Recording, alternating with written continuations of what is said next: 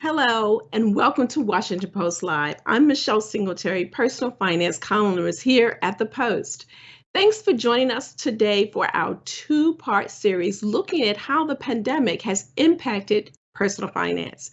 To help us make sense of this all and how it impacted retirement planning, I am delighted to welcome my first guest, Joanne Jenkins, CEO of AARP. And I just love this woman. Joanne, welcome to Washington Post Live. Well, thank you, Michelle. I'm delighted to be here with you.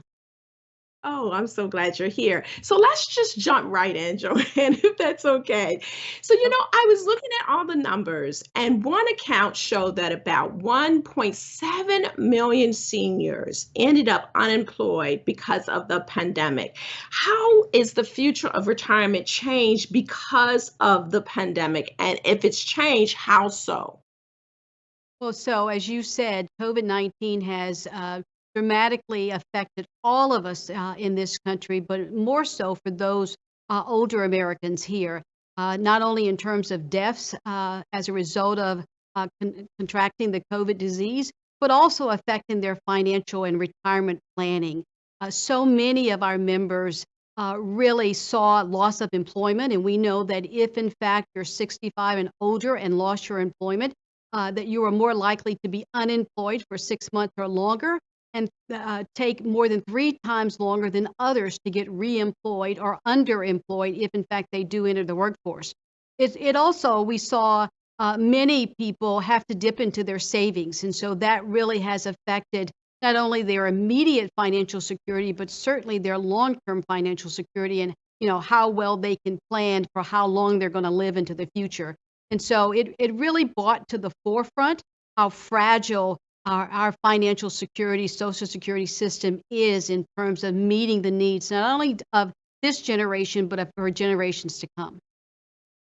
So we know that it pushed a lot of seniors to retire early. Why do you think that happened? Well, I think there are a couple of reasons. We certainly saw, roughly 25% of people who were saying they were thinking about retiring, deciding to retire earlier. We know that for wealthier people, that it was a much easier task to make that decision because they wanted to retire. But for many people who perhaps lost their job and was unable to find another job, they had to retire earlier, based on the fact they couldn't find work in this new employment, a new economy. And so that certainly affects their long-term financial stability.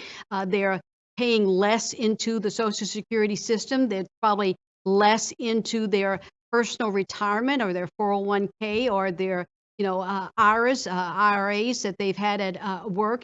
And so it really not only affects the immediacy of what's going on in this crisis that we're in now and have been in for the last couple of years, but it has a dramatic impact on the amount of money that people are going to have as they continue to live longer, having less money than they had planned to have pre-pandemic. So, do you think any of this can be attributed to age discrimination, the long-term employment issue, more seniors leaving the workplace? Was it voluntary, or were the signs on the table that they were going to be pushed out? Well, I'd like to say no, but I can't say that. I think that many of our members are telling us that they've been affected by age discrimination as people come back to the workplace or unable to get reemployed. because of their age. And so we have certainly seen an uptick in the amount of age discrimination that's occurring in the workplace. You know from the work that we've done in the past that we think that we should all be able to work for as long as we want to. The fact that people are living longer, healthier than ever before, and the fact that we know that people who are engaged in work, whether in paid work or volunteer work, live some 7 to 8 years longer than those who don't. And so it's so important for employers to look at this new workforce with the idea of having 4 to 5 generations in the workplace at one time. And we saw the tremendous strength and wisdom that older workers brought to the workplace when we were in this midst of crisis. And that's important for us to have multiple generations in the workplace at one time. Yeah, I totally agree. Do you think that if they've been unemployed for a very long time, that they'll be able to rejoin the workforce? What are the obstacles for those seniors who end up being long-term and unemployed? Well, as I said earlier, older workers take some 6+ months longer to find reemployment once they leave the workforce. And so, one of the things we've tried to stress to those who are 50 and older is to be prepared. Make sure you're upskilling yourself. Make sure you know how to use technology. You know, so many of us have adjusted to this virtual work environment, virtual meeting environment. And so, it's important that we take some personal responsibility in making sure that we are employable so that that issue of use of technology or ability to come to and from work is not something that's keeping us from being reemployed. And so we at AARP have really stepped up our game in trying to make sure that we're rolling out training programs as it relates to technology and how people are communicating and delivering their work in different and unique ways. And I know for us here at AARP, we certainly had to adapt the way we service our communities all across this country and how we deliver that, what we would normally do in terms of traditional face-to-face communications in communities all across this country, to make sure that our members and those people who are older in this country understand the requirements of the new work. Yeah. Do you mind if I switch gears a little bit and talk about Sure. a stat from the Federal Reserve that showed that about 56% of Black families and 44% of Hispanic families have access to employer-sponsored retirement plans. That's compared to about 68% of white families. So, how else did retirement wealth inequality become more pronounced during the pandemic? Well, I'm glad you brought that up because we know that people who have access to some type of savings plan, automatic savings plan at work, are 15 times more likely to save. And that is so key. And so, a lot of our advocacy work over the years, and particularly in these last couple years, has been around getting states to make sure that places of employment are offering savings vehicles to make it easier for their employees to save, whether that be a personal savings account. I know here at AARP, we started offering an emergency savings plan for our employees, but also with IRAs and with 401ks, whether they're matching or not. The idea that, oh, it's going to be automatic and I don't have to think about it, that really, we see an enormous boost in the number of people savings. And as you said, Black and Latinos really fall far behind in the amount of money that they are saving and the rate of uh, times that they actually sign up to be involved in a savings plan at work. I know that from our advocacy folks here, we have over 30 states who are in the process of enacting legislation at the state level that really would require or at least offer the opportunity for uh, um, companies at the state level to offer savings programs at the place of employment. That's really interesting because you can save outside of a retirement plan, right? I mean, there's IRAs, traditional IRAs, Roth IRAs that you can do on your own. But as you say, the key is that the studies show that people will save more and save, at all if they have an employer plan. Why do you think that is? You can save outside. So again, You why is the employer plan so important? I think it makes it easier that, if you don't see that money in your paycheck, your net paycheck coming home, it's a lot easier not to be able to have that willingness to sort of jump into that. And so it's so important that we make it as simple as possible. You know as well as I that Social Security is not going to be enough for people to live adequately in their older age. And yet, 50% of people over 65, Social Security is at least half their income. And for Yeah. 10% of the people over the age of 65, it is their sole source of income in retirement. And so, as we continue to live longer, we're going to need more and more money so that we don't outlive our financial means. And so, having as many vehicles in place for retirement, whether it's Social Security or 401ks or personal savings, is important. I always like to call it our three-legged stool, that we have to make sure that we are planning financially to live a happier and healthier life in the future. Yeah, that's a good point. So let's like if we can switch again to millennials and saving young adults. So nearly a quarter of working Americans had to dip into their retirement accounts to make and meet during the pandemic. So what are the concerns for younger workers who had to use their retirement funds to make, to pay their bills? Well, I think that is so key because it's not just older workers, as you said, it's millennials, it's Gen Xers. Everyone is feeling the effect of this pandemic. And we know as we talk to millennials and younger generations, they're not thinking Social Security is going to be there for them. And so that's why it's so important for us to not just plan for the current generation, but to make sure that these social safety nets, what I call earned benefits like Social Security and Medicare, is there not just for this generation, but into the future. And we have to really continue to educate about the possibility of longevity and the fact that people are, assuming good health and access to good health care, that people will live some 10, 20 years longer than their parents or their grandparents lived, and that they have to be able to save over the course of the lifetime. And I often say, not necessarily talk about savings for retirement, but savings for living to be able to do planning and savings to be able to do all of the things that you've always wanted to do over the course of your lifetime. And I think that that way of having a conversation makes it a lot easier to plan for that trip in the future or that retirement home or that vacation home or whatever it is you choose to do in your future, that you have to start thinking about those things at a much younger age and not just wait until you turn 65 before you think about whether or not you have enough money to live another 20 or 30 years. Yeah, that's a great way to segue to an audience question. We have a question from Raphael from Massachusetts who asked, "What piece of financial advice would you give to a recent high school graduate or a recent college graduate?"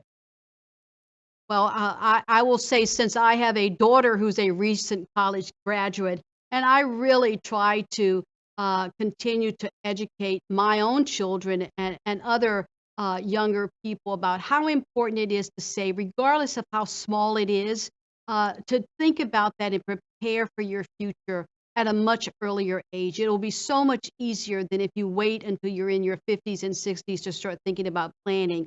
And the idea that when I grew up, most people went to work at one company and stayed there for 20 or 30 years.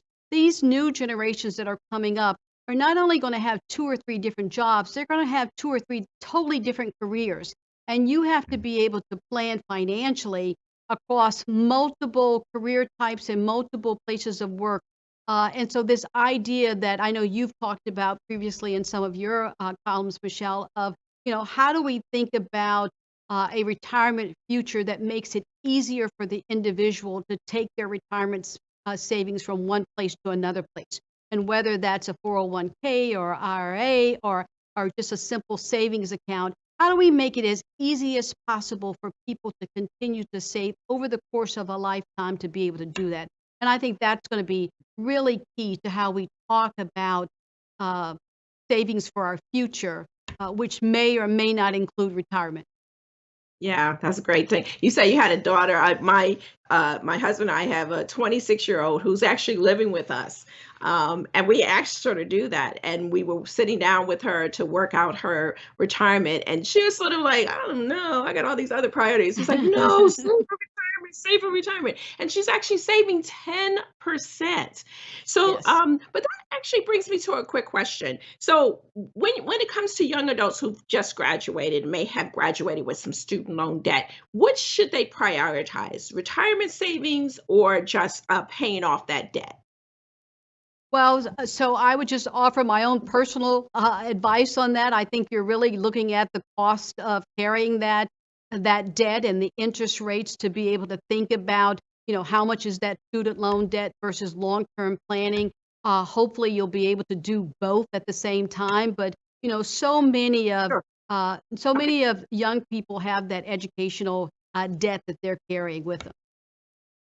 Yeah, no, I agree. I mean, I think that you should concentrate on paying off that debt. And I know that's contrary to what a lot of people say because the earlier you save for retirement, the better. But however, get that off your plate so that later you can focus on putting more money into retirement when you're making more money. So, real quickly, and then I'm going to go to one more audience question. So, lots of young adults, when I'm talking to them, they'll go, "Oh, well, you know what? Social Security is not going to be there when I when it's time for me to retire."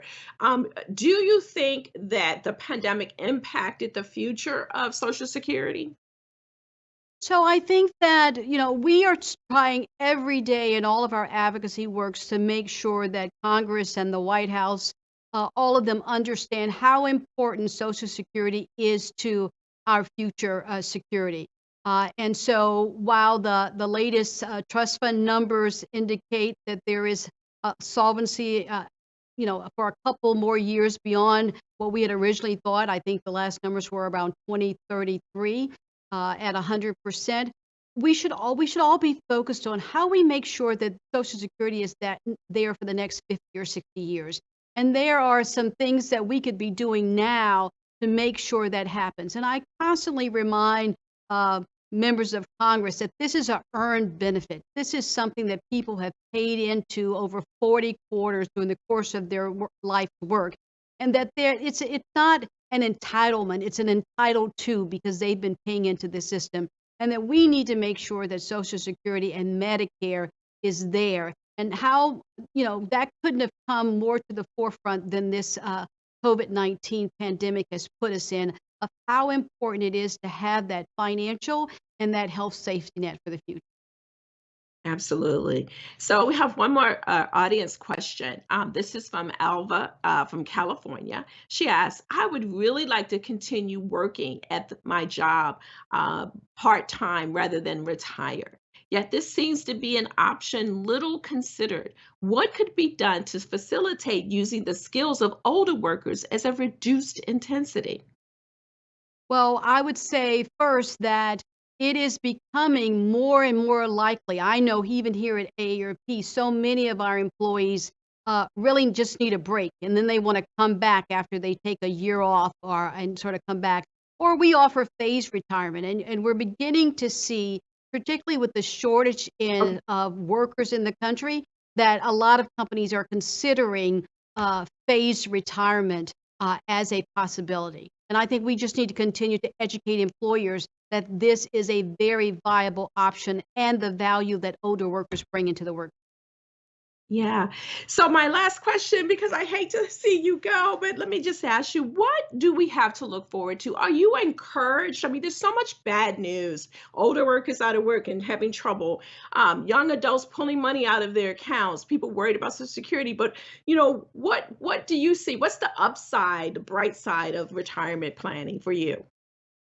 Well, I think that people are, I think one of the things that I'm excited about is that, particularly with older people, that one thing the pandemic really did help is on the use of technology and how important it is for all of us to keep our technology skills up to market to be able to not only be prepared for the workplace, but also be prepared to communicate with our families and friends and communities all across this country.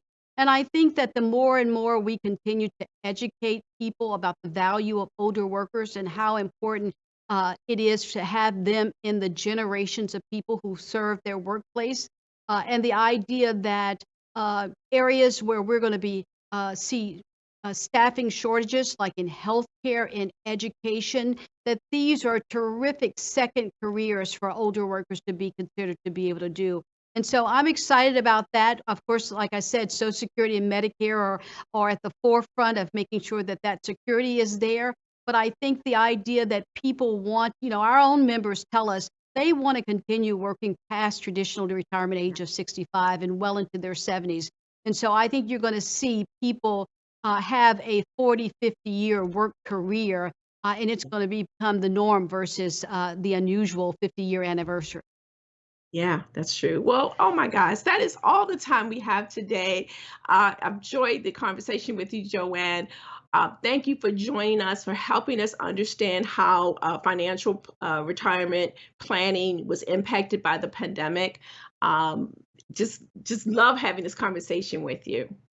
Thank you. It's always a pleasure talking with you, and thank you for everything you do to inform so many of us about how important it is to plan financially.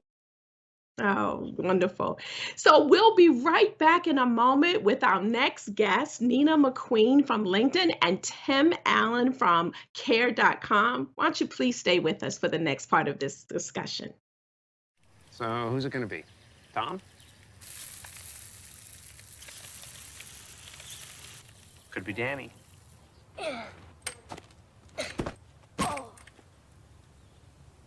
Guess it's Aunt Maggie.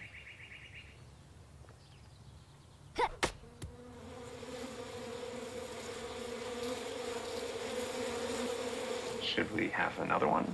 Talk to us about retirement today. Feel comfortable about tomorrow. Mass Mutual. The pandemic has exposed and sometimes worsened the financial precarity of many Americans. Here to discuss this more at length is Jennifer Halloran, Head of Marketing and Brand at Mass Mutual. Welcome.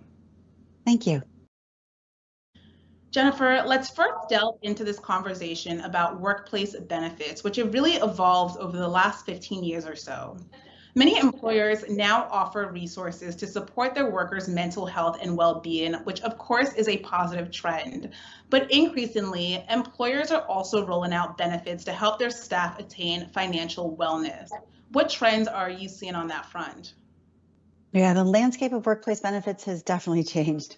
One of the trends that we've seen is many human resource departments are taking an active part in educating their workers on the fundamentals of financial wellness so they can understand not only the details of their benefits, but how these benefits can be used for many of their financial needs. Increased innovation in technology and training has also created an arsenal of online resources in this area. In some cases, we've seen companies build personalized financial coaching to teach their employees the basics, like how to budget, the importance of saving for retirement, the principles of compounded growth, and even how to choose an investment portfolio that aligns with their time horizon, financial goals, and tolerance for risk. Another trend we're also seeing is that many companies are automatically enrolling all new employees in their 401k plan with a minimum monthly contribution. This way, they collect the employer match, so they're not leaving free money on the table. Interesting. Well, a large share of Americans are experiencing a major financial setback due to COVID-19, and partly because they did not have enough personal savings to weather a prolonged period of unemployment. With that in mind, one would assume that these are the kinds of benefits that are even more important in the post-pandemic era. Is that assumption a correct one? Absolutely. COVID-19 really exposed our collective financial vulnerability because so many Americans were already living paycheck to paycheck. And it has certainly reminded us all about the importance of having an emergency fund with at least 3 to 6 months worth of living expenses set aside. And these extra savings set aside should be even more for those who are self-employed, dependent on a single income, or in any position with any form of job insecurity. But putting these funds aside takes a lot of discipline. So many employers are also stepping up to help.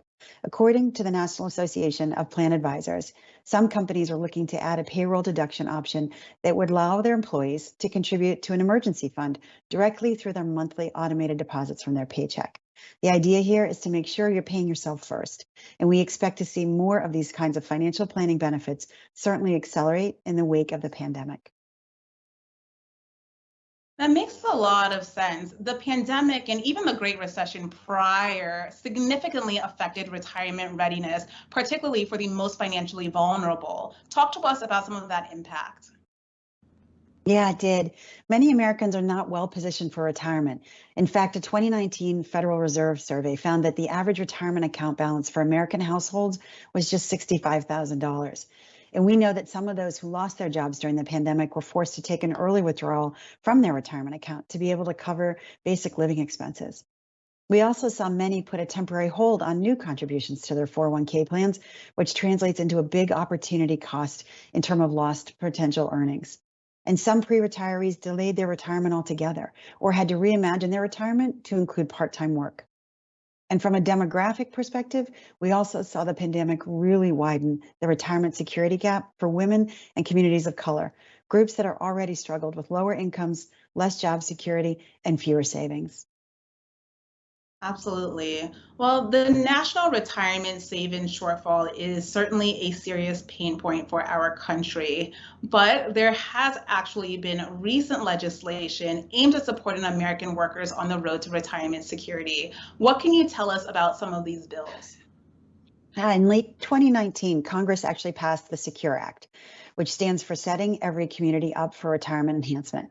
This included a number of provisions, one of the strongest which to provide a tax break to encourage small employers to begin offering their employees a 401k retirement savings plan. And this is great news for the 60 million plus American workers who are employed by small businesses.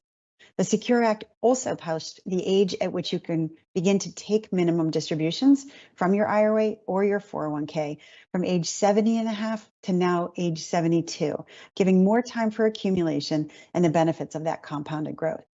And it eliminated the age limit for contributing to a traditional IRA, which had kept older workers from being able to add to their retirement savings. And there's already a proposed update to the Secure Act, which, if passed, would automatically enroll employees in their workplace 401ks. A lot of opportunity for what has been put in place and what could still come for so many Americans planning for a secure retirement. Absolutely. Well, it's great to see that this issue is being tackled by both the public and the private sectors, and hopefully it is one that will gain continued momentum. Thank you for your deep insight, Jennifer. And now back to the Washington Post.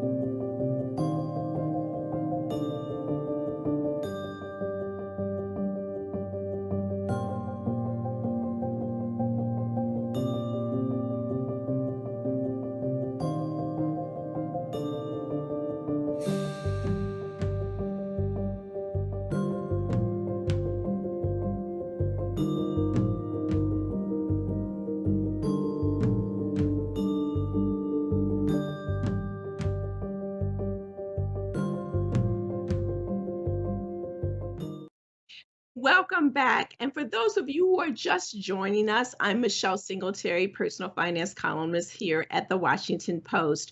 We are talking today about how the pandemic has impacted personal finance. And so this part of the conversation, we're going to be talking about the benefits landscape. And I'm happy to have two guests joining me today, Tim Allen, CEO of Care.com, and Nina McQueen, who is Vice President of Global Talent and Benefits and Employee Experience at LinkedIn. Tim and Nina, thank you so much for joining me today. Hi, Michelle. Great to see you. Great. So it's going to be a great conversation. I love benefits. So Nina, let's start with you talking about workplace benefits. So there's obviously there have been a lot of concern about COVID, and now we have the Delta variant. How has that impacted healthcare choices or options for employees? And are there anything new that people should know about as a result of COVID? Well, so when we think about the pandemic, we know that this put this huge strain on the way we work and live. So at LinkedIn, very early on, we wanted to understand how employees were feeling. So we sent out a poll survey and simply asked the question, how are you? And employees came back to us with thousands of comments expressing feelings of burnout, anxiety, struggles with family responsibilities, and desperately missing social interactions with their coworkers and friends. So knowing our employees were struggling, we wanted to help balance that out by providing some self-care, some space to breathe, and then maybe add in a little sprinkle of fun. So we created what we call Lift Up. Lift Up's a series of initiatives that we have rolled out throughout the year designed to support employees during this extended work from home period. And then we added in some surprise and delight moments along the way to create buzz and anticipation. So to give some examples, to address burnout, we implemented a no meeting day once a month so employees can take that break away from the video, gives them time to catch up on email, to think big and to simply catch their breath. And then we also gave employees a paid week off in April. We knew there was something special when the whole company took a break at the same time. It allowed our employees to disconnect from work, to not have to return to an avalanche of emails. And they really did appreciate that we gave them what they truly valued and came back refreshed, engaged, and they felt seen and heard. And then we supported a few other things. So for mental health, we increased our EAP to 25 visits, and we partnered with our vendor to create mental health workshops like the most recent one we had, which is how to cope with reentry anxiety. And then to foster those social connections people were missing, we traded out holiday parties and lunches and instead hosted what we called a Silver Linings event. It was a show that shined the light on the best parts of 2020 as told by our employees in videos they submitted. So stories about new babies and puppies and engagements and overcoming illness or learning new skills like sourdough bread. And then as Tim knows, family responsibilities was really difficult. So for those with children at home or caring for elderly parents, we provided an emergency accommodation that's paid time off that people can take in increments of days, hours, or weeks, subsidizing virtual tutoring, virtual childcare. And then we have some surprise and delights that I can talk about a little bit later. Oh, that's great. Wow. That's quite a lot. And, you know, I love the way you frame that because we think of traditional healthcare as just benefits to go to the doctors, but it's more than that. It's like, you know, mental health days, basically. We used to sort of sneak and take those mental health days, and now you've incorporated and more companies are doing that. So I want to go to an audience question and ask both you, Nina, and Tim to answer it. So this question comes from Lorraine. And she says, how are employers and insurance companies assisting the long haulers? Are long-term disability claims being approved or denied due to, in many cases, inconclusive test results? So, you know, those people who've had it and now have some issues. Tim, can you answer that first, and then Nina, maybe follow up? Yeah, sure. What we're seeing with employers and what I love about, I'm going to tap on what Nina said for just a second, which is you have forward-thinking of employers who have really recognized that they're shattering the glass between what used to be work/life, and now it's just life. You basically have a work environment that exists inside of your home, and you have to accommodate for all of the spectrums of what occurs inside of that environment. And a lot of forward-thinking employers such as LinkedIn, you've got Disney, you've got Starbucks, are out there saying and asking the right questions going, how can we support our employees to have this holistic full life? Specifically in the question on long haulers, I think there's a lot to be determined, to be completely frank. I see a lot of forward-thinking companies, a lot of forward-leading companies such as ourselves that are of course making accommodations to ensure that the employee who is individually affected by either a long haul case or the COVID-19 pandemic are getting the time that they need. Now, it may either be for themselves in terms of the healthcare they need, the insurance coverage that they need, in terms of having the support mechanisms in place to ensure that, as you mentioned, Michelle, health is checked off from an insurance and benefits perspective. But also, I'm seeing a lot of companies lean into the support structures of that as well. Compassion care, making sure that you can take time off to take care of your loved ones. I have a lot of parents who are sitting there going, what do I do if my child catches COVID because I don't have a policy at work for taking care of paid family leave for those that are not directly employed by the organization. A lot of forward-thinking companies, a lot of leading organizations, such as the ones that we work with at care.com, are thinking outside the box and saying, how do we create and envelop a care spectrum and a package of benefits that actually handles everything instead of just this one piece of the benefit puzzle? Yeah. So Nina, the same question to you about long haulers. And can I just sort of add that we're all in the middle of it now. Everybody is very sympathetic and empathetic, but there's going to be that moment when we get past that people who are still going to be having repercussions, and the rest of everyone else is sort of normalized. So what happens to those folks? I mean, do you think companies will continue to put in place all the things that you guys have talked about at your own companies for the time where it's not front and center? Yeah, and to add on to something that Tim said, which is something we have in place, which is also the care for their family. So we have a family care leave, 6 weeks of paid time off to care for family members who are ill, besides the benefits that they have for themselves. But I think that you're right. When the pandemic hit, we had this once in a generation opportunity to reevaluate how we offer benefits in a completely new way. Employers have ways now to focus on wellness like they never have before. And so I think there's been some learnings throughout this pandemic, things like the mental health, things like taking care of yourself, that it's going to continue to carry on. We want those things to stay. So we are going to continue things like a no meeting day or support for our families. We have a lot of support. We call them family first benefits.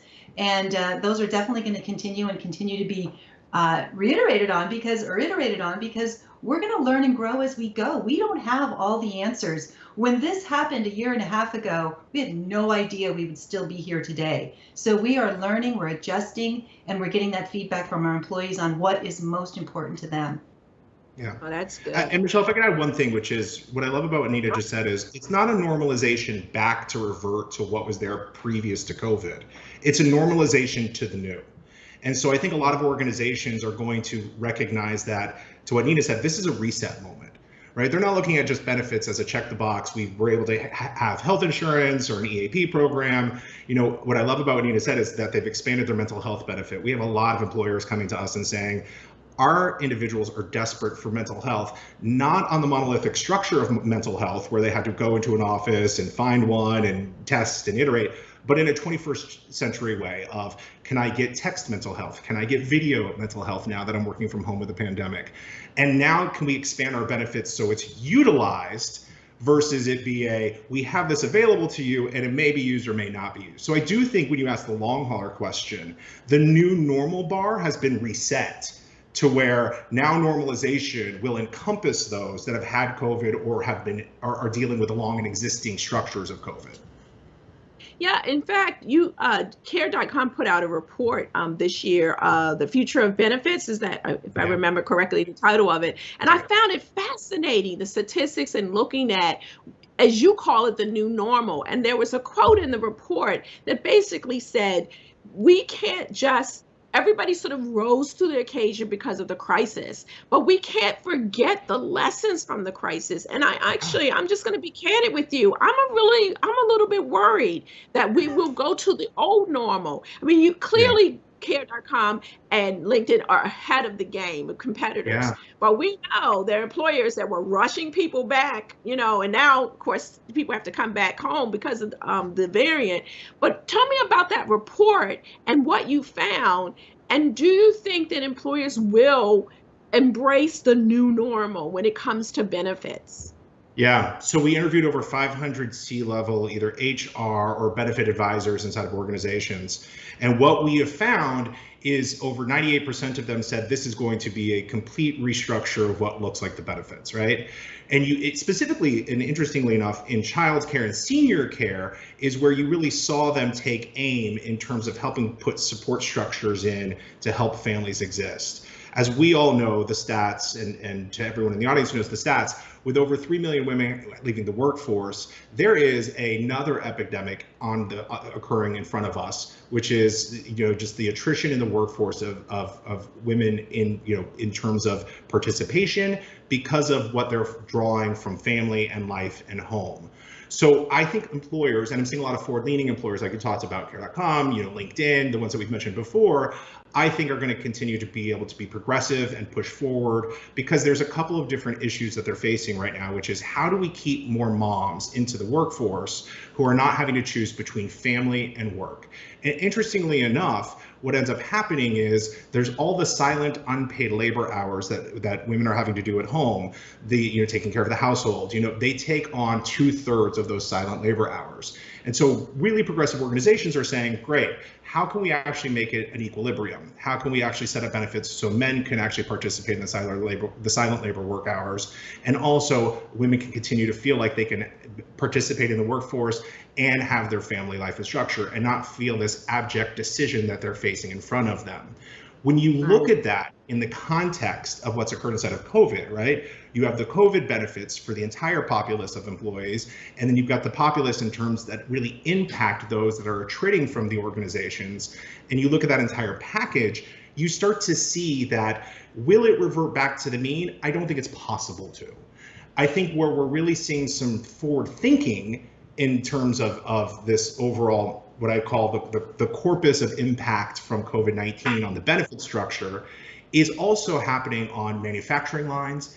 It's happening in warehouse working. It's happening in retail. We have all of those different industries showing up and coming to us or coming to others and starting to have that conversation of, how do we help parents that are working the graveyard shift in the warehouse so they really have access to care on a perpetual basis, not back to the monolithic 9-to-5 structure of dropping your child off in a daycare center or having to figure out what to do with an aging parent of mom and dad. So when you ask, does it transform for life? I think it's the first time the conversation's really ever happened. And I do think that what's going to end up happening from the groundswell of private industry and employers is there's no turning back at this point. You can't revert back because of all of the different conflation issues that are occurring due to the pandemic. Yeah, I hope that's true. So Nina, I'm very intrigued by this week off and no meeting. So what did you learn from that? Was it you gave everyone a week off? What did you learn from that? So it was extraordinary. By giving everyone globally the week off, and let's be real, we have people who absolutely are critical to the business that needed to work, so we needed to make some adjustments for them. But by giving everyone that week off, you know what it's like when you even go on vacation yourself. Before you go out, you're working all these hours. While you're gone, you might be checking your device and you might have to approve things. There's meetings happening and decisions being made that you're feeling left out of. And then you come back and you end up working so many hours to catch up. By all of us being off at the same time, that allowed people to truly disconnect, to get rested, to recharge. We wanted to thank them for all the hard work they've been putting in for us during this time. And when they came back, they don't come back to that avalanche of emails. It was the most talked about thing when we came back, which is their email boxes weren't just completely full, because a lot of it is generated internally. And so that was a huge break. So people felt heard. I said early on, we asked the question, how are you? We have asked the question, how are you, every few months over the last year and a half. And we monitor that and see what people are saying. And so employees felt heard, that they've been working these, tremendously hard. When you're working from home, you end up working more hours because you're not walking to a conference room, you're not commuting to work. And so they told us they were starting to feel burnt out, and we wanted to address that, and they felt truly heard. So it was a wonder. Everyone loved it. Executive, C-suite, everyone. Yeah, I love that. It's so interesting because I worked from home for 20 plus years, even before COVID, and I worked so many more hours because I kind of wanted to prove that I wasn't sitting home, watching daytime soaps. And in fact, I got my column syndicated, and when the syndicate I took over for James Bryant Quinn, who's just phenomenal writer. And I sent her, she sent an email like, I don't know, 1 o'clock in the morning or something like that. And I answered it. And the syndicate said, see, that's why we're going to have her replace you. But, but this is a question for both you and Nina and Tim. So, and Nina, you and I have talked about this offline. I love you. So you got to tell the car story. But you put these things in place, this week off and no meetings and, shut down and mental health. But there is a part of us that doesn't trust the executive, the C-suite, as you call it, that, you say we can take that time off. You say we can't look at our emails. But the fact of the matter is, you feel like it's an okie doke. It's a I think you call it a shadow benefit, right? That it's there, but not really. So, Nina, if you could tell me about that car story and why it's so important for companies to really say you can actually take your time off. And then Tim, what you learned from the report that are people going to be penalized for taking these new benefits and the new normal? So, Nina, tell a car story. I love it. Okay, so I'll first talk about the shadow benefits and what does C-suite really mean it. So one thing that's really important is when we put this Lift Up initiative in, which has been in now for over a year, it was so important to our CEO and our executives that we had to focus on our employee well-being, that he wanted to keep that drumbeat going. So every 2 weeks at our company All Hands, there is a segment on Lift Up, and that is where I'm introducing what's coming up next. They are supporting it. The CEO comes on after I speak and reiterates it, and so he's fully behind it. So I think employees truly do believe this is embraced. But my car story is that when I go back into the early days of my career, and when I was learning what it was like to work in a corporate environment, I had a coworker who went on vacation, and he lived in San Francisco. He didn't have a parking garage, and he had a little Miata convertible, and he was worried about leaving it for a week. So he parked it in the front of our building where there's a security guard and a receptionist during the day, so his car would be safe. While he was on, or shortly after he came back, or while he was gone, I was having a conversation with our CFO many years ago, and that CFO said, boy, Chris works so hard. He is here when I get here in the morning, and he is still here when I leave at night. And that he just worked so hard. And you know what that told me? That told me FaceTime is everything, because Chris was on vacation and he didn't know it. And now I do believe that has shifted, because when we first started thinking about remote work and is that possible, I'm talking years ago, we always would come up with all these reasons or barriers of success on being remote. We had technology, but could we really do it? And I think if anything, we've learned a lot this past 18 months that we can do it. Yeah, just real quickly, Tim, we're running out of time, but if you could in 30 seconds just respond to that whole shadow benefits and we kind of no sideways. Problem. I love hearing Nina talk about it. So what's interesting for me is two things. One is I totally believe there's such thing as shadow benefits sitting out there. Unlimited PTO ended up being one of those things that everyone was hyping for such a long time, especially in technology companies. And the studies show that people took less time off. So you've got to walk the walk as a senior executive team if you're going to talk the talk. And what that means is you have to interject and force people to take time off, take weeks off. I love the plan that LinkedIn's put in together saying take a collective week off, because people need break or burnout occurs. I wrote an article for the Harvard Business Review on a reflective moment of my life where I was walking into the birth of my children on a conference call. And I said to myself, wow, what example am I setting for my senior staff that doesn't say it's okay for you to take the time off for these important milestones of your life, including the birth of your child, take your paternity, take your maternity leave. You have to set the example. You have to be the beacon that at the top of the hill, and not just the CEOs, but everyone from the executive suite has to be the ones to go, Why are you emailing me when you're on maternity and paternity leave? Come back, we'll integrate you back in. You don't have to lose you don't feel like you're losing your seat at the table because you're doing the thing that we are encouraging you to do. That's my addition to that conversation, please. No, I love that. And I think you're absolutely right. My daughter was in the hospital once and I was writing my column from her hospital room. And at one point I looked up and I thought, what am I doing? So, and I think COVID has made us realize how important our off time is, and that hopefully companies will respect that and that we believe them when they put in these benefits. Well, listen, thank you too for joining me. Thank you, Tim and Nita, for joining us. Love talking to you. Wish we had more time to talk about this benefits thing. I know everybody's concerned about that. So thank you for joining us. Thanks so much. Good to see you guys. So I thank all of you for joining. I know sitting in front of watching this without us sort of live is kind of unusual, but I'm just so glad that you joined us for this conversation. If you're joining us later and you're watching it, thank you for spending the time with us to talk about how the pandemic has impacted personal finance and retirement planning. And again, thank Joanne Jenkins from AARP. And I hope that you watch other programs from Washington Post Live. We've got some great conversations in the past and coming up. All you have to do is go to WashingtonPostLive.com and listen in. Just fascinating topics. So thank you again for joining us today. And I hope that we see you soon.